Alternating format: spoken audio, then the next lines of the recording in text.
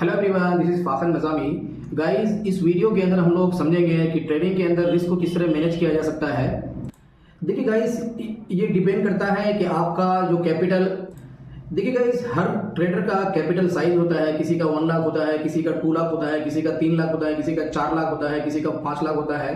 तो capital size के ऊपर डिपेंड करता है कि आपका कैपिटल कितना है। फॉर एग्जांपल, अगर 1 लाख का कैपिटल है तो 1 लाख का कैपिटल में आपको अपने कैपिटल का 1% ही पर डे आपको रिस्क लेना चाहिए। पर ट्रेड में या पर डे आपको 1000 का ही रिस्क लेना चाहिए गाइस। अगर 1000 आपका लॉस हो रहा है तो उस दिन आपको ट्रेडिंग को बंद कर देना चाहिए, ठीक है। और देखिए, इसको बचाने के लिए एसएल कभी कभी ऐसा होता है मार्केट के अंदर, है ना, मार्केट का जो फ्लक्चुएशन है वो बहुत ज़्यादा मूवमेंट होता है। तो बहुत ज़्यादा हाई होने की वजह से कभी कभी ऐसा भी होता है कि मार्केट के अंदर सडनली एसएल हिट हो जाता है, सडनली मार्केट नीचे आ जाता है, तो जो अपना रेशो है उस रेशो से बाहर चला जाता है। तो उसके लिए क्या है कि एसएल स्टॉप लॉस ऑर्डर का यूज़ करें, उसका इस्तेमाल करें। उसके इस्तेमाल करके, है ना, आप अपने लॉस को कम कर सकते हैं गाइज, ठीक है। और गाइज देखिए, कभी भी आप बाजार के अंदर किसी भी एक सेक्टर में या किसी भी एक स्टॉक के अंदर अपना सारा पूंजी को इन्वेस्ट नहीं करना चाहिए। उसके लिए आपको डाइवर्सिफाई रखना पड़ेगा। मल्टीपल सेक्टर के अंदर, मल्टीपल स्टॉक्स के अंदर, मल्टीपल जगह में, म्यूचुअल फंड में, या फिर इस तरह आपको अपने कैपिटल को डाइवर्सिफाई करना पड़ेगा। तभी जाकर के आपका जो कैपिटल है वो सुरक्षित रहेगा, तभी उस कैपिटल से आपको आपका रिटर्न आएगा गाइज। देखिए, रिस्क रिवॉर्ड रेशो, ये क्या होता है गाइस? आरआर रेशो को मेंटेन करना भी जरूरी है।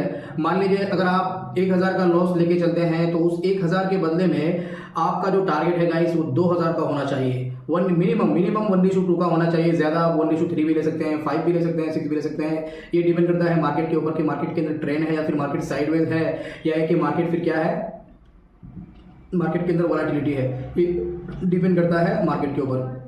अगर मार्केट साइड वजह है तो मिनिमम आपको 1:2 का टारगेट रखना चाहिए। इसको बोलते हैं गाइस आरआर रेशो। अगर 10 रुपए का रिस्क ले रहे हैं तो उसके बदले में आपको 20 रुपए का टारगेट रखना चाहिए, 20 रुपए का प्रॉफिट आपको लेना चाहिए। देखिए गाइस, मानसिक संतुलन को बनाए रखें बाजार के अंदर। बाजार एक दिन का नहीं है कि भाई आज बाजार खुला है तो कल नहीं खुलेगा या फिर परसों नहीं खुलेगा।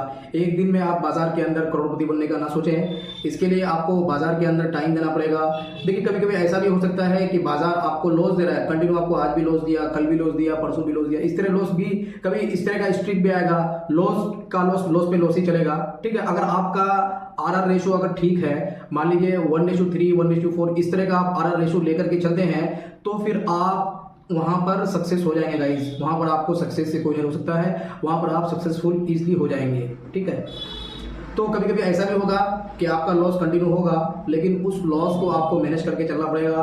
क्योंकि देखिए, आप 1000 का, आपके पास अगर 1 लाख का कैपिटल है तो आप 1000 का लॉस लेकर के चल रहे हैं। 3 दिन आपको लॉस होगा, लेकिन चौथा दिन ऐसा आएगा कि उस दिन आपका 3000 जो लॉस है वो 6000 प्रॉफिट एक दिन के अंदर बन जाएगा गाइस। तो इस तरह का आरआर रेशो है, इस तरह के आरआर रेशो को मेंटेन करके चलना पड़ेगा, तभी जाकर के आप एक प्रॉफिटेबल ट्रेडर बन सकते हैं गाइस। देखिए, स्टॉक मार्केट में कोई गारंटी नहीं है कि आप प्रॉफिट बना ही सकते हैं। इसमें लॉस भी हो सकता है, प्रॉफिट भी हो सकता है, ठीक है। लेकिन अगर आप एक रूल बना के चलते हैं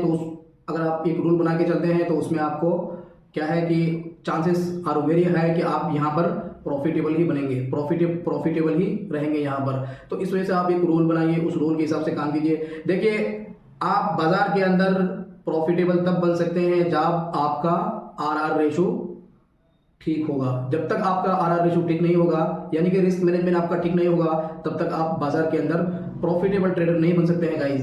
तो इसके लिए आपको आरआर रेशो को ठीक करना बहुत जरूरी है, रिस्क मैनेजमेंट को ठीक करना बहुत जरूरी है गाइस, ठीक है। इसलिए आरआर रेशो को सही से ठीक करके फिर आप बाजार के अंदर काम कर सकते हैं गाइस। चलिए, आज की वीडियो में इतना ही। वीडियो अगर अच्छा लगा हो तो वीडियो को जरूर लाइक कीजिएगा एंड शेयर कीजिएगा। Thanks for watching, will see in the next video.